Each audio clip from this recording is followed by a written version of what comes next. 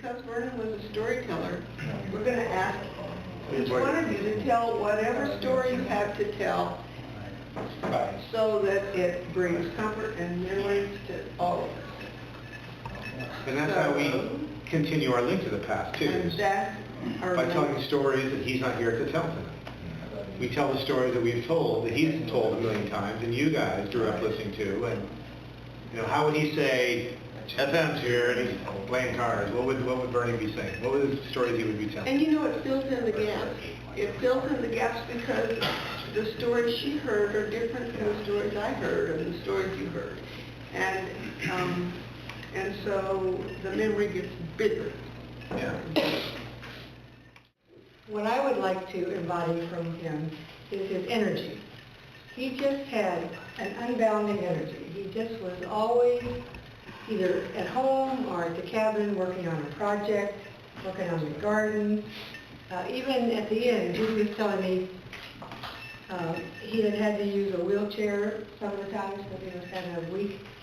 And it was an electric wheelchair, and the last week he was running into things, so they had to take it away, and his keys, because he had actually been driving until the last month.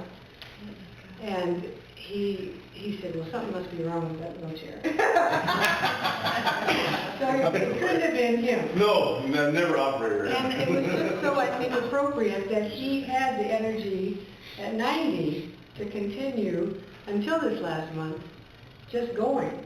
He even had a garden at the Veterans Home. He was only there a year. And they had a little plot outside, and he used that as his garden. And when they took away his keys about a year ago, he went to the DMV, passed the test, and I'll said, show you. I can drive. Give me my keys back. Well, they did. And just that energy that I think a lot of it he got from Grandpa, but I never would see him still. He just had that energy to do.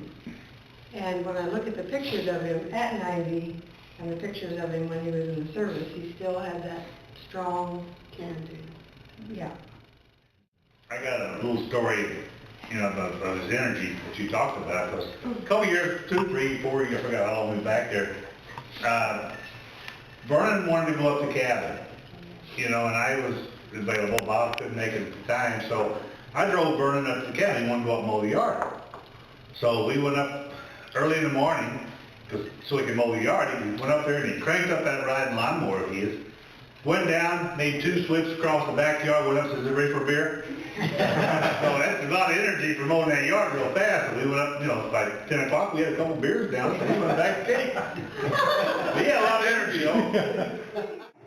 So Dave told the story of him walking across the Mississippi. Yes. He lived in Cape Girardeau when he was working there, and his mom and dad lived in Prairie Rocher. So on a weekend, he would go back to visit there. I don't know how often. Just like our kids. Do Yeah. the laundry and get Yeah. So he went up to Prairieville to cross the ferry to get over to Prairie Rocher, and because it was, the Mississippi was frozen there for a smaller area, so he couldn't take the ferry across, so he decided to walk. And so he walked across the Mississippi on the ice, and he got home, and Grandma said, "Are you crazy?" And the grandpa, yeah. Yes, right. I thought it was Grandpa that said that. Well, Grandpa said, No, Grandpa told him he needs to carry a 2x4. I was glad, yeah, carry it to me. If you're going to walk across the river, to carry it go to back, me. Yeah. We got a lumber business. Grandpa didn't carry it. We had one person tell the story that he needed a 2x4 in case he went under. Yeah, so we had something to hold him up. yeah. Well, and it's blocking him on the No, side. rather than say you can't go back or stay here till the ice thaws, Grandpa's advice was just take a 2x4. So if you go through, you gotta pull yourself back out. Yeah, no, a long 2x4, so Yeah. when the ice Like goes a through. telephone pole. But bring it back, wood's expensive. Yeah, from the lumber yard, he needed, that was an inventory. Yeah, go back, get his deposit back. We're gonna charge you for that if you don't bring it back. I remember Bernie, one of the stories that always stuck out with me when he was telling his war stories, which I don't remember him telling too many, but I just remember this one, he was saying when he was flying the hump, One time he was going, him and his co-pilot, and a whole bunch of Chinese military too, just army guys that are in the back. And there's just a long, I forgot the name. Dad, what plane did he fly? Billy. B-52. B-47. 47. There you go. C-47. C-47. Which we sat in the car that had the co-pilot, or the cockpit is in the museum in San Diego, Air and Space, so we got to sit in the cockpit of it. Oh. And there's just, all these switches, I don't know what's going on. But he was saying that there was, I guess there was 2 engines or something like that. One of the engines went out. Yeah, the other engine was sputtering, was about to go out, and so they only had, pilot and co-pilot only had the parachutes. And the way to get out of it was in the back door in the far back. So they had, what they would have to do, if this other engine went out, they were going to have to pull out their guns. They only had 2 pistols. They were going to have to shoot their way out, because you're not going to let the Chinese soldiers aren't going to be like, oh yeah, go ahead. Get out the back. You're the pilot? You're getting out of the plane? Okay, well. So they were saying if the engine would have gone out, he would have had to snuck out the back of the plane, or and if they started getting him, he would have had to fight off the Chinese. But luckily, thankfully, the engine held out. And Did he tell you that story? Mm-hmm. He had the other story though too, where they were carrying cargo, like a beer or something like that. And I think it was beer. What's that? It was whiskey. It was whiskey. Joy got to meet him before. No. But they were flying with the 2 pilots had the masks on and everything, and the guys in the back guarding the whiskey didn't.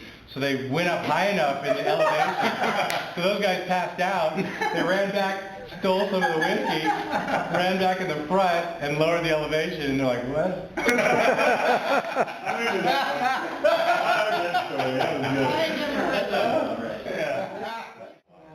I just remember his big eyes, his big glasses, his crooked smile. Yeah. Always laughing. Yeah. And his stories sometimes there might a little bit of fun.